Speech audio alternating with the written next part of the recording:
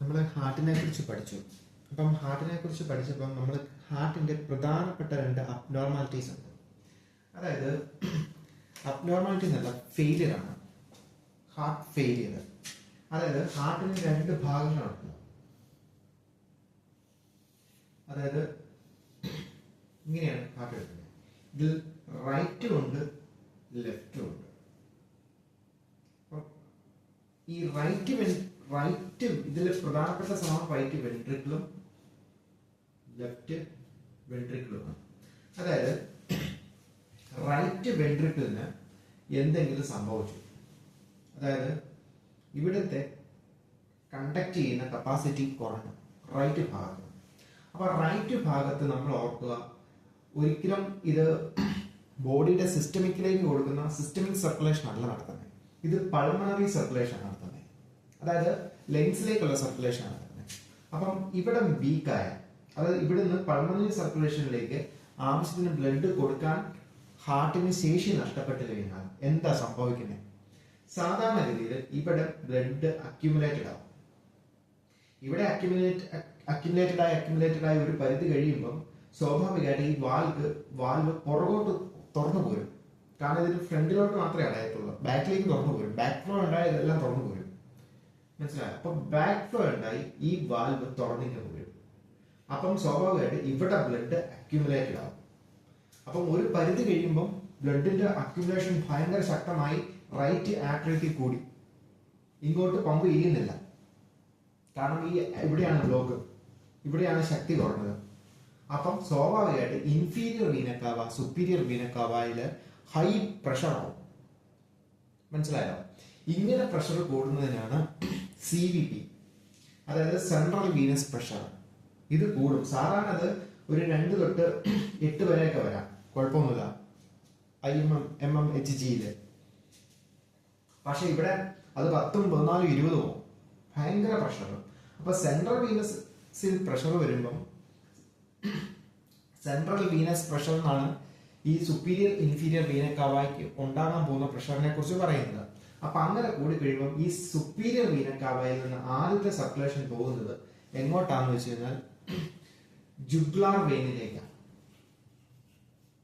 ജുഗ്ലാർ vein. അപ്പൊ ജുഗ്ലാർ വെയിനിലേക്ക് ആദ്യത്തെ circulation വരുമ്പോൾ ഇത് ഡയലേറ്റഡ് ആവും, മൊത്തം ഡയലേറ്റഡ് ആവും. ഡയലേറ്റഡ് ആവുമ്പോൾ ജുഗ്ലാർ വെയിൻ ഡയലേറ്റഡ് ആവും. അതായത് നമ്മുടെ കഴുത്തിന്റെ ഇവിടെ ജുഗ്ലാർ വെയിൻ എപ്പോഴും ഇങ്ങനെ തട്ടിച്ച് വീർത്തിരിക്കും. എന്തെങ്കിലും ശബ്ദം ഉണ്ടാക്കുമ്പോൾ മാത്രമല്ല, തട്ടിച്ച് വീർത്തിരിക്കും. രണ്ടാമത്തത് ഇൻഫീരിയർ വീനക്കാവ. ഇൻഫീരിയർ വീനക്കാവയിലേക്കും പ്രഷർ വരും. അപ്പം ഇൻഫീരിയർ വീനക്കാവ ആദ്യമായിട്ട് കണക്ട് ചെയ്യുന്ന ഏറ്റവും പ്രധാനപ്പെട്ട സംഭവം എന്ന് പറഞ്ഞാൽ ഏതാണ്? നമ്മുടെ പോർട്ടൽ വെയിൻ ആണ്. പോർട്ടൽ വെയിൻ, അതായത് പോർട്ടൽ വെയിനിലേക്ക് ഒരുപാട് ബ്ലഡ് പ്രഷർ കൊടുക്കാൻ പറ്റാതെ, അങ്ങോട്ട് തള്ളാൻ പറ്റാതെ ഇത് മുഴുവൻ ഡിസ്റ്റൻഡ് ആവും. അപ്പൊ പോർട്ടൽ വെയിൻ ഡിസ്റ്റൻഡ് ആവുമ്പോൾ സ്വാഭാവികമായിട്ട് എന്ത് സംഭവിക്കും? ഹെപ്പാറ്റോമെഗാലി ഉണ്ടാവും. അപ്പൊ ഹെപ്പാറ്റോമെഗാലി ഉണ്ടായി കഴിയുമ്പം പോർട്ടൽ വെയിനുകളെല്ലാം കൺജസ്റ്റഡ് ആയിട്ടാണ് നിൽക്കുന്നത്. കാരണം അതിന് മുഴുവൻ തിങ്ങി നിറയും. അപ്പൊ ഇതിന്റെ തൊട്ടപ്പുറമായിട്ട് സ്പ്ലീൻ ഉണ്ട്. അപ്പം സ്പ്ലീനോമെഗാലിയും ഉണ്ടാവും. കാരണം അങ്ങോട്ടും ബ്ലഡ് എല്ലാം നിറഞ്ഞു. അപ്പം ഹെപ്പാറ്റിക് മെഗാലിയുമായിട്ട് ബന്ധപ്പെട്ട് ഹെപ്പാറ്റിക് ഏരിയയില് ഭയങ്കരമായിട്ട് ഡൈലേറ്റഡ് ആകുമ്പോൾ സ്വാഭാവികമായിട്ട് അസൈറ്റീസ് ഉണ്ടാവും. കാരണം ഇങ്ങോട്ട് വരുന്ന ബ്ലഡ് എല്ലാം ഇവിടെ അക്യുമുലേറ്റഡ് ആയിട്ട് ഈ കാപ്പിലറി ബ്ലീഡിങ് വഴി എക്സ്ട്രാസെല്ലുലർ ക്യാവിറ്റിയിലേക്ക് വന്ന് ആ ബ്ലഡും ബ്ലഡ് വോളിയം എല്ലാം കൂടി അസൈറ്റീസ് ആയിട്ട് പെരിറ്റോണൽ ക്യാവിറ്റി വന്ന് അടിയും, മനസ്സിലായോ? എന്നിട്ട് പതിയെ ഈ പേഷ്യന്റിന് ഹെപ്പാറ്റിക് എൻസൈംസുകളുടെ എല്ലാം ഇൻക്രീസ് പ്രൊഡക്ഷൻ ഉണ്ടാവും. അതായത് LFT ഉയർന്നു വരും, മനസ്സിലായോ? ഭയങ്കരമായിട്ട് LFT കൂടും. അപ്പം ഹെപ്പാറ്റിക് ടോക്സിറ്റി പ്രശ്നം കഴിഞ്ഞാൽ പിന്നെ അടുത്തത് ഈ ഹെപ്പാറ്റിക് വെയിന്റെ ഒരു ഭാഗം തന്നെയാണ് ഈസോഫാഗസിലേക്കും പോകുന്നത്. അപ്പം ഈസോഫാഗസിലും ഇതുപോലെ വെയിൻ ഡിസ്റ്റൻഡ് ആയിട്ട് ഈസോഫാഗസ് വേരിസസ് എന്ന് പറഞ്ഞാൽ ഈസോഫാഗസിന്റെ ഉള്ളിലെ വെയിനുകളെല്ലാം വീർത്ത് ചിലപ്പോൾ പൊട്ടി ഒമിറ്റ് ചെയ്യാം, എന്താ ബ്ലഡ് ഒമിറ്റ് ചെയ്യാം. ആ സിറ്റുവേഷൻ ചിലപ്പം ഈ റൈറ്റ് സൈഡിലെ ഹാർട്ട് ഫെയിലിയർ കൊണ്ട് ഉണ്ടാകും. ഒപ്പം അതുപോലെ തന്നെ ഇൻറ്റസ്റ്റൈനിൽ നിന്ന് നമ്മുടെ ഫുഡും കാര്യങ്ങളും എല്ലാം അതിലെ ന്യൂട്രീഷനുകളെ കളക്ട് ചെയ്ത് വരുന്ന ഭാഗവും ഈ ഹെപ്പാറ്റിക് വെയിനിലേക്കാണ് വരുന്നത്. അപ്പൊ അവിടെയും എന്ത് പറ്റും? അവിടെയും ഇത് തന്നെ സംഭവിക്കും. കാരണം അബ്ഡോമൻ മൊത്തം ഡിസ്റ്റർബ്ഡ് ആവും. ഡിസ്റ്റർബ്ഡ് ആയിട്ട് നോസിയ വോമിറ്റിങ് പേഷ്യന്റിന് ഉണ്ടാവും. നോസിയ വോമിറ്റിങ്ങും ഇതും കൂടി ഒരു കാരണമാണ്. ഹെപ്പാറ്റിക് എൻസൈമുകൾ കൂടിയതുകൊണ്ടും നോസിയ വോമിറ്റിങ് ഡയറിയ മുതലായ സംഭവങ്ങൾ പേഷ്യന്റിന് ഉണ്ടാവും. അതായത് അബ്ഡോമിനൽ ബ്ലോട്ടിങ്, അതായത് ഗ്യാസ് ഫുൾനെസ്, ഗ്യാസ് കെട്ടിക്കിടക്കുക, ഇങ്ങനെയുള്ള ഡൈജസ്റ്റീവ് പാറ്റേണിലെ പ്രശ്നങ്ങളെല്ലാം പേഷ്യന്റ്. കാരണം ഇൻറ്റസ്റ്റൈനിൽ നിന്ന് വരുന്ന ബ്ലഡിനെല്ലാം ഈ വെയിൻ വഴിയായിരുന്നു ലിവറിലേക്ക് തന്നുകൊണ്ടിരിക്കുന്നത്. അതെല്ലാം ഡയലേറ്റഡ് ആയി ഡിസ്റ്റൻഡഡ് ആയി ബുദ്ധിമുട്ടുക. കാരണം ഇവിടുന്ന് ബ്ലഡ് മുന്നോട്ട് പോകുന്നില്ല. മനസ്സിലായോ? അപ്പം ഇവിടെ പ്രശ്നമായി. മനസ്സിലായോ? ഇങ്ങനെ ഈ പേഷ്യന്റിന് മൊത്തത്തില് വെയിറ്റ് ഗെയിനാണ്, ഭയങ്കര വെയിറ്റാണ്. ഒപ്പം പുള്ളിയുടെ അബ്ഡോമിനൽ എഡിമകൾ ഉണ്ടാവും.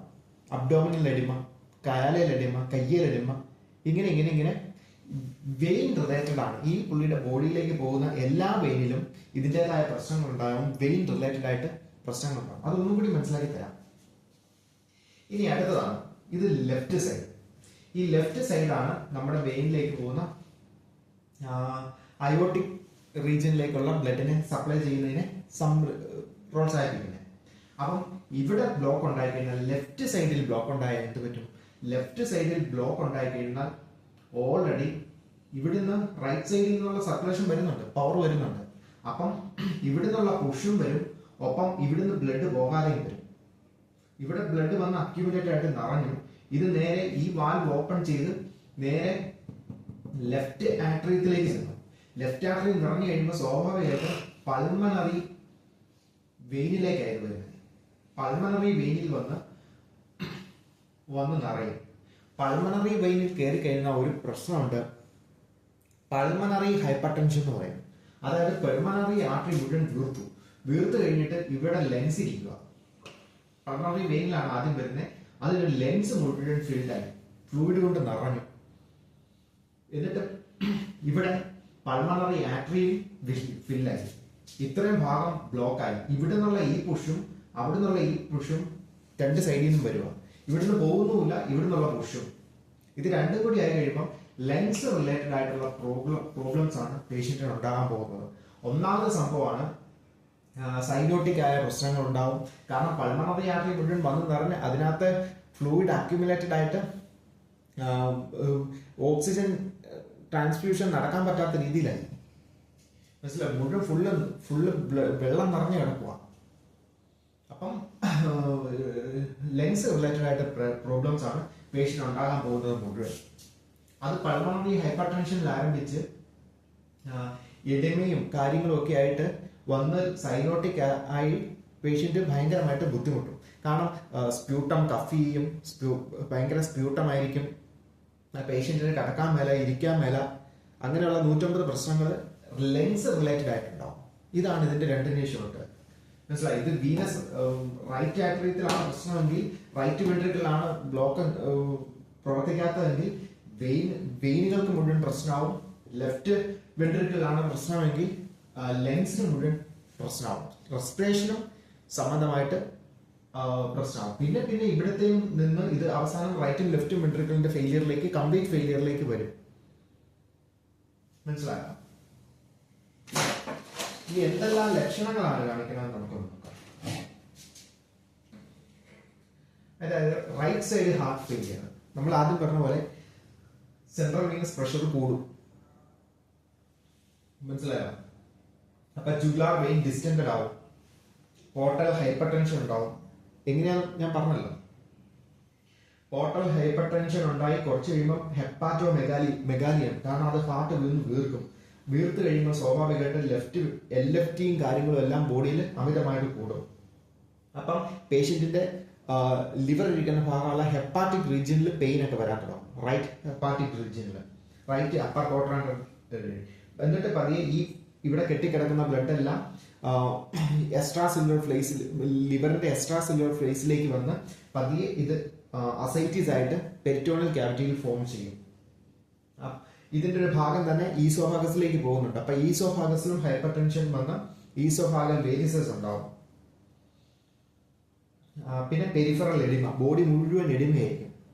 കാരണം ഇങ്ങോട്ടുള്ള ബ്ലഡ് മുഴുവൻ വരുന്നത് വേരിക്കോസ് വെയിൻ തൊട്ട് മുഴുവൻ വെയിനുകളും വീക്കായിട്ട് കിടക്കുക. വെയിറ്റ് ഗെയിൻ ഉണ്ടാവും, ഭയങ്കരമായിട്ട് വെയിറ്റ് ഗെയിൻ ഉണ്ടാവും. ഹൈപ്പർ ടെൻഷൻ, പേഷ്യന്റിന്റെ ബി പി ഇത്രയും ഫ്ലൂയിഡ് ലോഡിയും ബോഡിയിലുള്ളതുകൊണ്ട് ഭയങ്കരമായിട്ട് ബി പി കയറും. പിന്നെ ഡിപ്പെൻഡന്റ് എഡിമ, കാരണം പേഷ്യന്റ് ഇപ്പൊ ഇരിക്കുവാണെങ്കിൽ ഇരിക്കുന്നത് റിലേറ്റഡ് ആയിട്ട് പെയിൻ ഉണ്ടാവും, നിൽക്കുവാണെങ്കിൽ നിൽക്കുന്നത് റിലേറ്റഡ് ആയിട്ട് പെയിൻ ഉണ്ടാവും, അല്ല എഡിമ ഉണ്ടാവും, കിടക്കുവാണെങ്കിൽ ഒരു സൈഡിൽ, അങ്ങനെ പല പല ഭാഗങ്ങളിലായിട്ട് എഡിമ ഇങ്ങനെ മാറി മാറി വന്നുകൊണ്ടിരിക്കും. ഇനിയാണ് left side heart failure. Left side heart failure എന്ന് പറഞ്ഞാൽ പൾമണറി ഹൈപ്പർ ടെൻഷൻ ആണ് അതിന്റെ ആദ്യത്തെ സംഭവം. കാരണം പൾമണറി ക്യാവിറ്റിയിൽ മുഴുവൻ ഫുള്ളായി നിറഞ്ഞു. എന്നിട്ട് പൾമണറി എഡിമയുണ്ട്, അത് വീർത്ത് കെട്ടി ഇങ്ങനെ നിൽക്കുക. പൾമണറി ക്യാവിറ്റി മനസ്സിലായോ? Lungs, pulmonary artery, pulmonary vein, ഇതെല്ലാം ഇങ്ങനെ വീർത്ത് കെട്ടി ഇങ്ങനെ ബൾബ് പോലെ നിൽക്കും. അപ്പൊ പേഷ്യന്റ് ഉണ്ടാകാൻ സാധ്യതയുള്ള അടുത്ത സംഭവം ഡിസ്നിയ, ബ്രീത്തിങ് ഡിഫിക്കൽറ്റി. കാരണം ശ്വാസം എടുക്കാൻ നേരെ ചെന്ന് പറ്റുന്നില്ല, അത് ഓക്സിജന്റെ കയറ്റിറക്കം നല്ല കൃത്യമായിട്ട് നടക്കുന്നില്ല. പിന്നെ എസ്റ്റേഷണൽ ഡിസ്നിയ എന്ന് പറയും, അതായത് എന്ത് പണി ചെയ്യുമ്പോഴും പേഷ്യന്റ് ഭയങ്കര ശ്വാസം കൊണ്ട് പണിയെടുക്കാൻ പറ്റത്തില്ല, അങ്ങനത്തെ അവസ്ഥ വരും. പിന്നെ signs of symptoms of hypoxia ആയിട്ട് ബ്ലൂയിഷ്നെസ്, നെയിൽ ബ്ലൂയിഷ്നെസ്, വായിലെസ് ബ്ലൂയിഷ്നെസ്, ടങ് എല്ലാം ബ്ലൂയിഷ് കളറിൽ നിൽക്കും, സ്കിന്ന് ഒക്കെ. പിന്നെ ഓർത്തോപ്നിയ, പേഷ്യന്റിന് അപ്രൈറ്റ് പൊസിഷനിൽ മാത്രമേ ശ്വാസം എടുക്കാൻ പറ്റത്തുള്ളൂ, കടന്ന പേഷ്യന്റിന് ഭയങ്കര ബുദ്ധിമുട്ടാണ്. പിന്നെ ടാക്കിപ്നിയ, കാരണം സ്വാഭാവികമായിട്ട് ഹാർട്ട് റേറ്റ് കൂടുതൽ ബോഡിയിൽ കൂടുതൽ ഹൈപ്പോക്സിയ ആയി പോകുന്നതുകൊണ്ട് തന്നെ കൂടുതൽ ശ്വാസം എടുക്കാനുള്ള പ്രേരണ വന്നുകൊണ്ടിരിക്കും. അപ്പം ടാക്കിപ്നിയ ഉണ്ടാക്കും. പിന്നെ പ്രോക്സിമൽ നച്ചുറൽ ഡിസ്നിയ എന്ന് പറഞ്ഞ ഒരു സിറ്റുവേഷൻ ഉണ്ട്, അതുണ്ടാവും. പിന്നെ ക്രോണിക് കഫ്, ഭയങ്കര ചുമയായിരിക്കും, ഒരു രക്ഷയില്ലാത്ത രീതി പേഷ്യന്റ് ചുമച്ചുകൊണ്ടിരിക്കും. പിന്നെ ക്രാക്കിൾസ് ഇൻ ദ ലെൻസിൽ സൗണ്ട് വെച്ച് കഴിഞ്ഞാൽ, കാരണം ഫ്ലൂയിഡ് മുഴുവൻ ഇങ്ങനെ കെട്ടിക്കിടക്കുക, അതുകൊണ്ട് ഇത് കഫ് ഔട്ട് ചെയ്ത് കുറേയൊക്കെ കടഞ്ഞാലും ഇങ്ങനെ ഫ്ലൂയിഡ് വന്നുകൊണ്ടിരിക്കുന്നതുകൊണ്ട് എപ്പോഴും ക്രാക്കിൾ സൗണ്ട് ആയിരിക്കും. പിന്നെ ഹൈപ്പർ ടെൻഷൻ, ഫ്ലൂയിഡ് ഓവർലോഡ് ഉണ്ടാകുമ്പോൾ സ്വാഭാവികമായിട്ട് ഹൈപ്പർ ടെൻഷൻ ഉണ്ടാകും. പിന്നെ ക്ലബിംഗ് ഓഫ് ദ ഫിംഗർ, അതായത് നമ്മുടെ സാധാരണ രീതിയിൽ ലെൻസിൽ പോയി അത്യാവശ്യം വേണ്ടാത്ത സാധനങ്ങളൊക്കെ ഫിൽറ്റർ ചെയ്ത് ഇതാണ് നമ്മുടെ ലെൻസിലെ ഒരു ഫിൽട്രേഷൻ കഴിഞ്ഞിട്ടാണ് നമ്മുടെ പാർട്ടിക്കിൾസ് എല്ലാം ബോഡി വരുന്നത്. ഇതിപ്പം ലെൻസിൽ കയറാതെ പോകുന്നതുകൊണ്ട് ഈ ഇച്ചിരി വലിയ സെല്ലുകളൊക്കെ ബോഡിയിലുണ്ട്, അതായത് ബോൺ മാരോ സെൽസ്, അങ്ങനെയുള്ള കാര്യങ്ങളൊക്കെ ഉണ്ട്. പ്ലേറ്റ്ലെറ്റ്സ് സെൽസ്, പ്ലേറ്റ്ലെറ്റ്സിന്റെ ഇതൊക്കെ കൂടി നമ്മുടെ ബോഡിയിലെ ഏറ്റവും ഫിംഗറിലേക്ക് ഏറ്റവും ചെറിയ ആർട്ടറികളിൽ വരുമ്പം സ്വാഭാവികമായിട്ട് അവിടെ കടന്നു പോകാൻ പറ്റാതെ അവിടെ ബ്ലോക്ക് ആവും. കാരണം അത് ലെൻസിൽ അതെല്ലാം ഫിൽറ്റർ ചെയ്യേണ്ടതായിരുന്നു, പക്ഷെ ചെയ്യാത്തതുകൊണ്ട് ലെൻസിലേക്ക് സർക്കുലേഷന് ബൈപ്പാസ് ചെയ്ത് പോകുന്നതുകൊണ്ട്, കാരണം വേറെ രീതിയിലേക്ക് പല രീതിയിലേക്കൊക്കെ മാറിയും കയറിയൊക്കെ പോകുന്നതുകൊണ്ട്, ലെൻസിൽ ടച്ച് ചെയ്യാതെയൊക്കെ കുറെ പോകുന്നതുകൊണ്ട് ഇങ്ങനെയുള്ള പ്രശ്നങ്ങളുണ്ടായി. ഫിംഗർ നെയിൽസിന് ഭയങ്കര അബ്നോർമൽ ആയിട്ട് ഫിംഗറും നെയിലും ചേരുന്ന അവിടെ ഭയങ്കര ബൾജിങ് ഉണ്ടാകും. എന്നിട്ട് പുതിയൊരു രീതിയിലേക്കുള്ള ടിഷ്യൂ ഫോർമേഷൻ ഉണ്ടായി. ഇങ്ങനെ മടങ്ങി നിൽക്കുന്ന ഇവിടെ വീർത്തിട്ട് മടങ്ങി നിൽക്കുന്ന രീതിയിൽ ഉള്ള ഫിംഗർ പേഷ്യന്റ് ഉണ്ടാകും. അതിന് ബൾജിങ് ഫിംഗർ എന്നാണ് പറയുന്നത്. ഇതൊക്കെയാണ് ഇതിന്റെ മെയിൻ ആയിട്ടുള്ള ലക്ഷണങ്ങൾ.